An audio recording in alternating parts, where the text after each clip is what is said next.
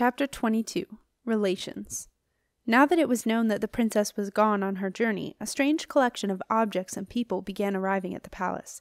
Never a day went by when Sarah Heap was not called to the entrance hall, always hoping it would be Jenna, only to find someone holding some kind of pot, box, or bizarre object. At the sight of Sarah, the person would make a formal bow and say, "Comptroller, I bring you this wonder for the coronation. We, the family, insert family name here, are honored to be the keepers of the coronation. Insert description of object here. Example, trumpet, fire shovel, broom, egg cup, shoehorn, stuffed ferret. And as is our bonded duty since time began, we now present this to thee, O Comptroller, for its sacred duty. Safe journey." The donor would then bow 3 times, walk backward across the moat bridge, taking care not to fall prey to the snapping turtles, and once out of roll, he or she would either give Sarah a cheery wave and shout, "Good luck," or scuttle off in embarrassment. Sir Hereward, on guard in the shadows, faithfully awaiting Jenna's return, had seen it all before. He watched the arrival of each object with approval, pleased to see the old traditions continuing. He was less pleased to see the precious objects carelessly thrown into an ever-increasing pile beside the doors. Sarah had become almost used to the visitations. She had given up telling people she was not the comptroller, whatever that was. She had even stopped telling people she was not going on a journey, thank you, when she realized it referred to Jenna's journey, but she wished they would stop. As soon as she had begun to do something, she would hear the tinkling of the bell in the entrance hall. If she ignored it, the duty doors person would come and find her, because no keeper would leave without personally handing the object over to the comptroller. Sarah could not help but be anxious about Jenna, but she did her best not to show it. She wanted her 4 forest boys to enjoy their time back home, as she called it. Sarah nursed hopes that they might decide to stay, so she tried to hide her fears. But Nico understood how his mother felt. He knew how much she had fretted when he had been lost in another time, and he wanted to make things up to her. A few nights after Jenna had gone, Sarah was sitting at her window watching darkness fall. It was a bad time of day for Sarah. Yet another night was drawing in, and she could not help but wonder where Jenna was and what she was doing. As Sarah gazed out toward the river, she saw lights flickering by the palace landing stage. Excited, she sprang to her feet. Jenna was back already! She ran out of the room only to cannon straight into Nico. "Ooh! Hello, Mum. Good timing," said Nico with a big smile. "She's back," said Sarah. "What a relief." "Who's back?" "Jenna." "Oh, that's brilliant. Sam's got plenty of fish." "Fish?" Sarah was flummoxed. "It's a surprise, Mum. We're having a forest supper. For you." "Forest supper?" "Down on the riverbank. See?" Nico pointed to the lights outside. "Oh." Sarah gazed out at the lights.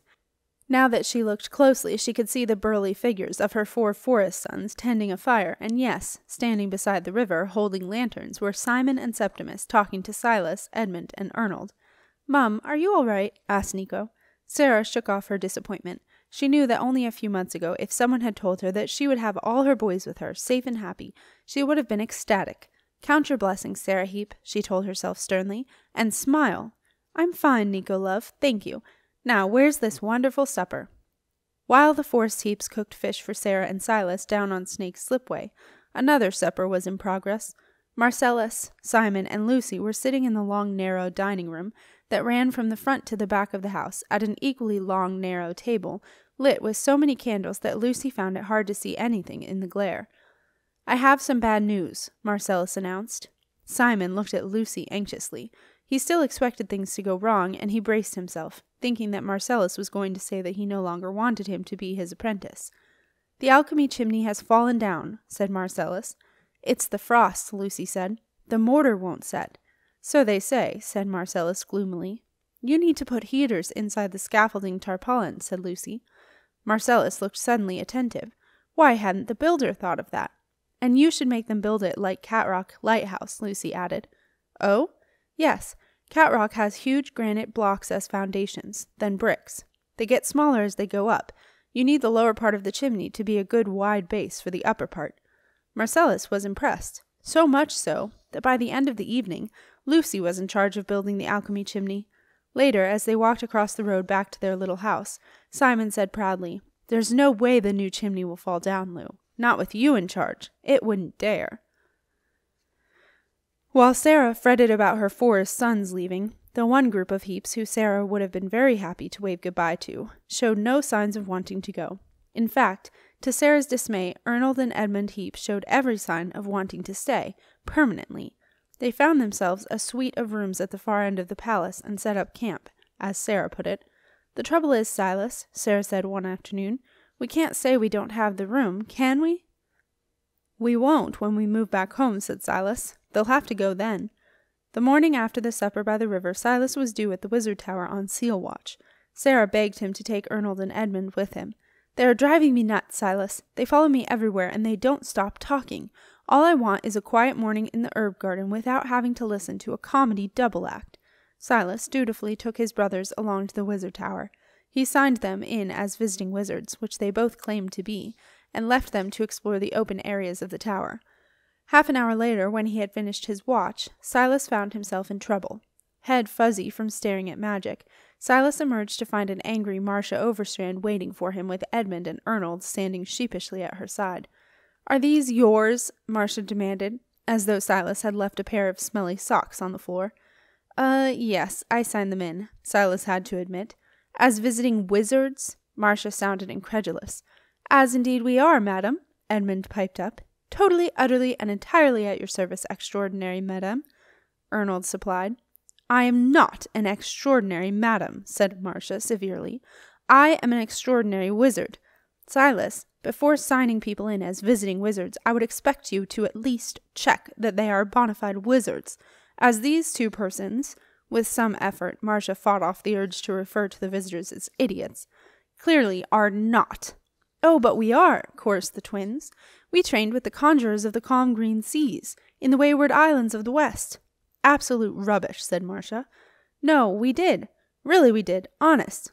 "You misunderstand me," said Marcia. "I meant that conjuring is rubbish. It is mere trickery and bears no relation to magic. I do not doubt you know a few tricks. The singing pink caterpillar infestation in the 4th floor communal houseplant is testimony to that. But that does not make you wizards. Take them home, Silas, at once." The thought of what Sarah would say if he returned with Edmund and Ernald after only an hour made Silas brave. "Marcia, my brothers are not here for long." "Oh, but we are," said Edmund. "No, you're not," retorted Silas. He turned to Marcia. "My brothers would dearly like to learn about magic. Education is one of the purposes of the Wizard Tower, isn't it? They are willing to take their turn in all tasks, and they humbly apologize for the caterpillars." Silas kicked Ernald on the shin. "Don't you?" "Ouch," said Ernald. "Yes, absolutely. Edmund didn't mean to do it." "But I didn't do it," protested Edmund. "You did." Marcia looked at the squabbling brothers. "How old are you?" she inquired. Silas answered for them. 46, believe it or not.